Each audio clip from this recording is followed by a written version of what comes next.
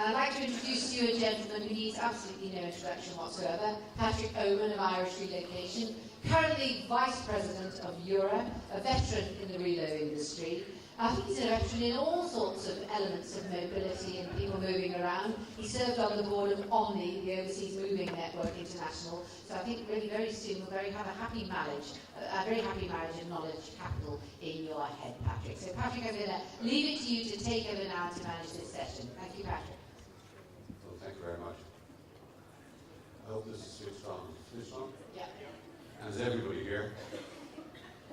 I can see my three panelists are here. Thank you very much for coming on and for volunteering to do this.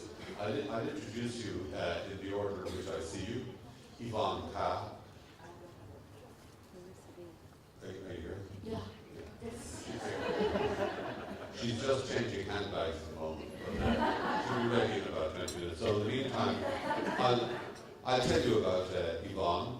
Yvonne, her name is pronounced Quahe. I checked that before we started. And she's from the World Bank. She's a GMS. She runs the mobility department in the World Bank in-house. So she's a genuine corporate client running the business from within. Yvonne is very well qualified for her job. She has been relocated herself and has lived abroad for, I think it says here, 22 years in Hong Kong, Singapore, Philippines, and the UK. In fact, she was educated in the UK and holds a string of degrees, which I won't bore you with, but they're all pretty impressive. Her passion, actually, is dual careers. She feels very strongly about it, and she feels that it will affect the flow of talent if it's not positively addressed. So, on that note, I'll move on to my next panelist, who also needs no introduction, Hannah Bolton from Brookfield.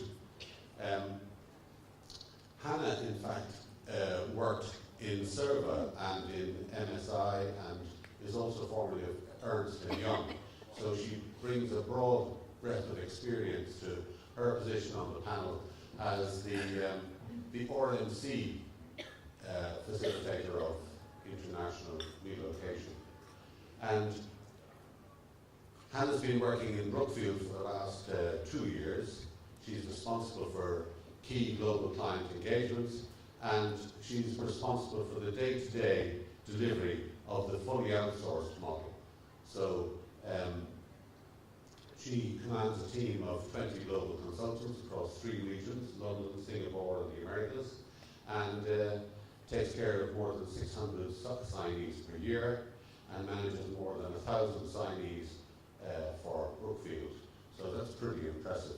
So she'll have the fully outsourced model to talk about. And my third panel member is Michele Bramstoft of Copenhagen Relocations. Michele is a third culture kid, being American and having spent her formative childhood years in Saudi Arabia, where her father worked for the largest oil company in the world. So she's a typical relocatee family person. She's married to a Dane, and she's the mother of 1. And she's been in Denmark since 1995, after living in France, the USA, and Italy.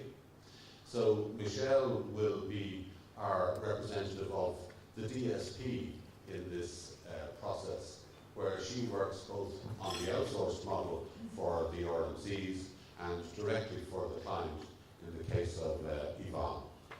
So without any more introduction from me, I'll ask Yvonne to set the ball rolling. She gets that honour because in the hierarchy of things, she is the client. Thank you, Yvonne. Thank you, Patrick. So you might be wondering, why are we embedding ourselves?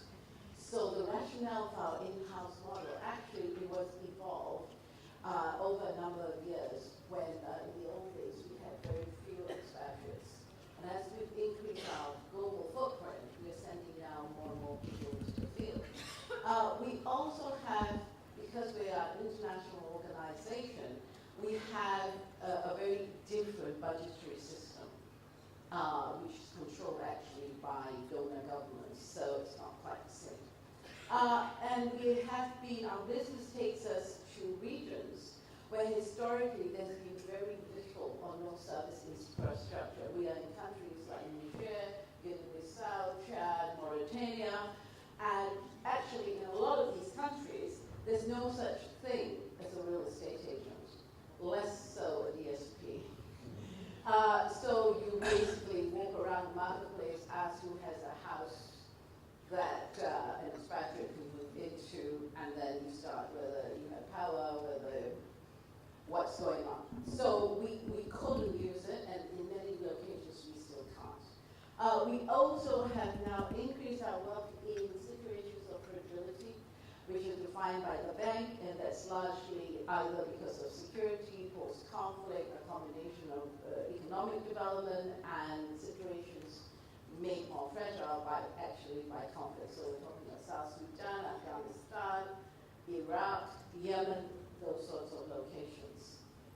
Then what I term institutional idiosyncrasies, we actually go into countries with establishment agreements between us and the host country government, and we have certain duty exempt privileges and things like that. So be quite difficult to outsource it because the host government expects to interface with us and not somebody else, and there'll be just too much toing and froing. I mean, we are talking bureaucracy here, right?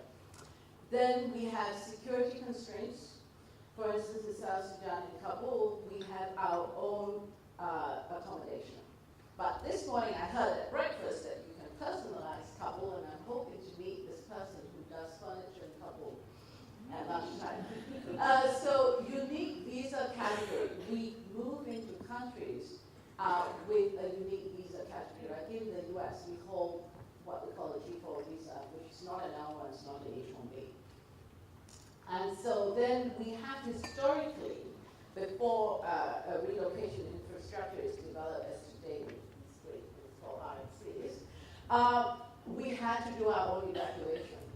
So we have worked very closely, particularly with the UN, for security, evacuation. Half of our allowances are done by the UN, and we just go by what they say. For instance, our hardship allowance. We purchase COLA, but then with hardship, we go with what the UN did because we are in the same locations. Sometimes I think with the purchasing of information, they are not in the countries where we need the information. If you're talking about Singapore, South Korea, Hong Kong, yeah, easy. We can buy that, and then we don't replicate the wheel. But if it's Chad, Mauritania, Guinea-Bissau, nobody, is doing too much. I mean, things are picking up because there's great interest in Africa, especially in mining. Okay, then ongoing support. For instance, like in Zimbabwe, the lady in our office spends a lot of time just working out where you can get generator fuel, and it can take 5 hours to find that out, send somebody there to find that everybody knows that already, the fuel's been bought, then you find somewhere else to go to. In, say, Kinshasa, in the Democratic Republic of Congo, we need somebody to work with the landlord every day to make sure that the house is ready for occupation when our expat arrives.